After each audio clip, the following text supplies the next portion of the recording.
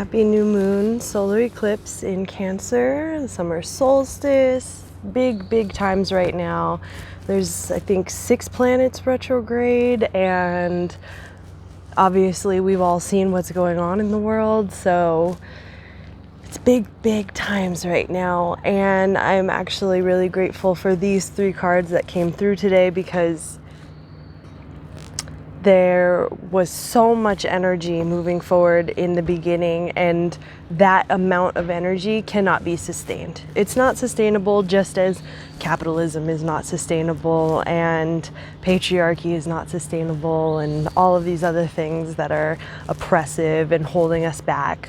Now we must breathe. We must take stock of all of the wins that we've had, and also imagine more.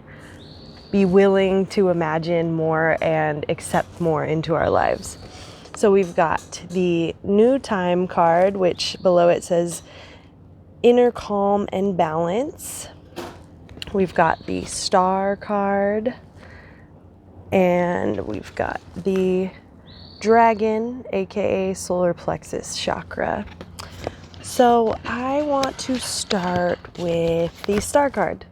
So basically, this card comes right after the Tower in the Major Arcana, and as I've said before, Major Arcana deals more with the big picture spiritual journey, whereas the Minor Arcana is more the day-to-day reality. So right now, we're in that big picture space. Like, what is happening right now is moving towards our collective highest good, our collective story together. And the star card is the card that comes right after the Tower. And I mean, with the obelisk in Washington, D.C. getting hit by lightning, and that comparison to the Tower card, this is just a perfect movement after that. And the star card is essentially, or the way that I like to explain it, is when the Tower falls and the walls fall around us, and we have no longer these walls that we created in order to protect ourselves or defend from other things. Whatever it was, the Tower had to fall at some point, just as all towers do. And when the Tower does fall, what do we have? Access to the stars. We can look up, we can see the stars, we can see that we are just this small little blip in the greater cosmos that is the multiverse, and we can hopefully have hope. We can have inspiration, and we can know that we are part of the stars. The stars are part of us. The same elements that exist out there, they exist in here, they exist in our bodies, they exist in the cells, and everything that exists on the earth. We are all connected. We are one consciousness. And I'm going to be talking about this a lot in my podcast, and I talk about this a lot with everybody that I sit around and talk with, because I want people to really find ways to grasp this understanding that there is so much more hopefulness in the belief that we are not just these fallible human bodies. We are susceptible to everything on this earth, whatever the earth throws at us, but we are not just these physical vehicles. And so tapping into that and understanding that can be the epiphany that gives you the drive to move forward, to figure out new ways of being, to figure out how to get out of this paradigm that no longer serves any of us. This isn't serving the white supremacists. It's definitely not serving all of the black and brown people that are getting killed from all of this. So really, what's the point?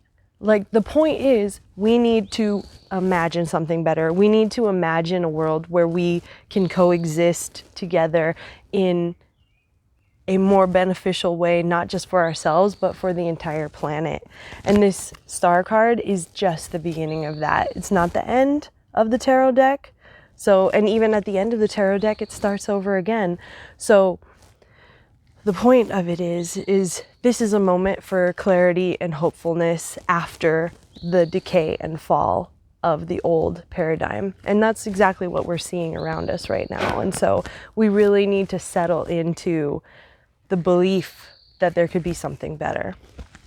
Next, I will talk about the new time card, time as in the herb. And so this is it's a green card. It's kind of a pale green card. So I'm going to give it like crown chakra and heart chakra, because crown chakra is like the white and the heart chakra is green. And so this is the marriage of these two things, like understanding that we are connected to the consciousness of all things, and also understanding that we have to bring that down into our heart. We have to be able to listen to our heart. We have to be able to get centered in ourselves so that we could make the decisions that are going to make this a better place. And this inner calm and balance, we have to be balanced between understanding our spiritual selves and understanding our physical selves, our emotional selves, and our mental selves. Tying all of these things together is really, really important, and it's no easy task. And so it's really important that we take care of ourselves, that we listen to our heart, and our heart speaks to us through emotions and physical manifestations in our body. It's circulating all of the blood that moves through us, that keeps us alive, that keeps all the nutrients flowing through our body, that helps us retain nutrients, our immunity system. Everything is running through our blood, and our heart is pumping it. Our heart is also our electromagnetic center of our bodies. So it is creating the auric field around us, and it is propelling our bodies, telling us what we want and what we don't want, what feels good, what doesn't feel good. So in order to really tap into that, we have to be calm. We have to be balanced. We have to be willing to accept new things coming in and protect ourselves throughout that. So it's really important right now that you do whatever you can in any way, shape, or form to calm and balance yourself, and to understand that, as my friend said, it's not a marathon, it's a relay race. It's you doing your part, taking a rest, handing the baton off to somebody else, them doing their part, taking a rest, handing the baton off to somebody else. And we're all going to be cycling through this over and over again, because this is what mutual aid looks like. This is what actually healthy relationships, not only with each other, but with the ecosystems that we're in, that's what that looks like. It's going to take mutual aid. It's going to take conscious, concise effort, and to not give up. We can't give up. We've come too far now. This isn't about reform, it's about abolition. It's about getting rid of this paradigm that no longer serves us or anybody else. And the only way that we can do that is centering within ourselves, understanding ourselves, and understanding our connectivity to everything. Because when we understand the connectivity, we have more opportunity to choose what's actually best for all of us, not just what's best for me, one person. We're past that. This is a whole global thing, and we need to work together. It's very, very important. And the only way that we're going to be able to work together is by actually going inside of ourselves. And I know that sounds weird, but